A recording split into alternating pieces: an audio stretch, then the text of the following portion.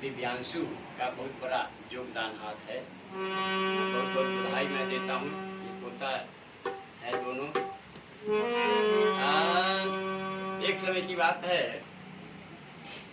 मैया पार्वती भांग घोट के दे देती है भगवान शंकर को पीने के लिए।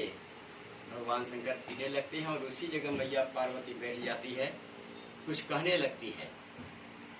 मैया पार्वती कुछ कह रही है। मैया पार्वती बताती है, गाना के माध्यम से जानेंगे क्या कर रही है।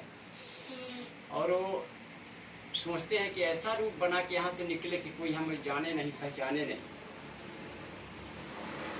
कैसा रूप बनाते हैं गौर करेंगे, गाना के माध्यम से जानेंगे। अपनी रचना है ये, आप लोगों को शायद अच्छा लगे।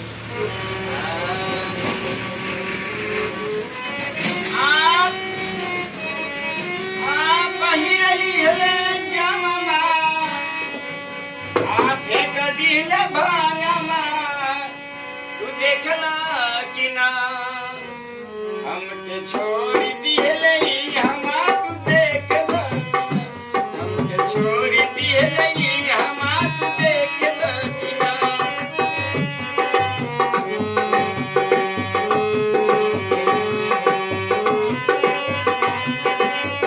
पहिरली रे जाममा, पहिरली रे जाममा, फेंक दिहले भागमा, तू देखला कि ना हमके छोड़ दिहले, हमा तू देखला कि ना। हमके छोड़ दिहले, हमा तू देखला कि ना। हमके छोड़ी। और आगे बताती है,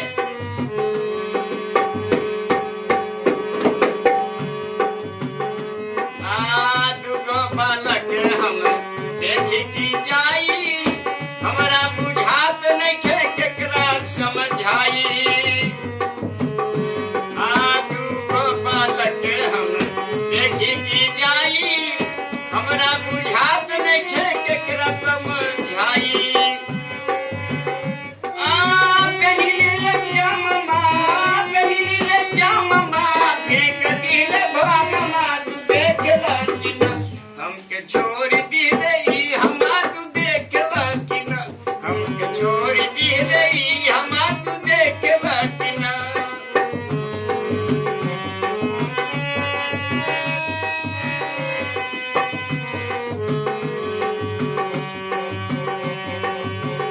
और आगे बताती है, बसहा मोरबा भूखले रह जाई,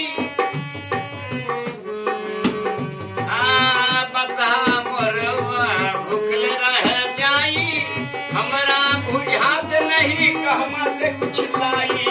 बसहा मोरबा भूखले रह जाई, हमरा बुझात नहीं कहमा से कुछ लाई।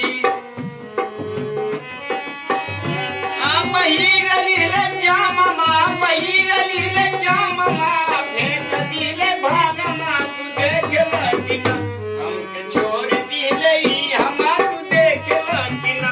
हमके छोड़ दिले, हमा तू देखला कि ना। हमके छोड़ी।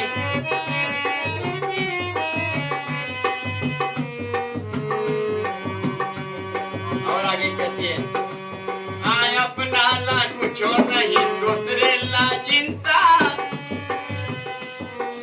अपना ला कुछ नहीं, दूसरे ला चिंता।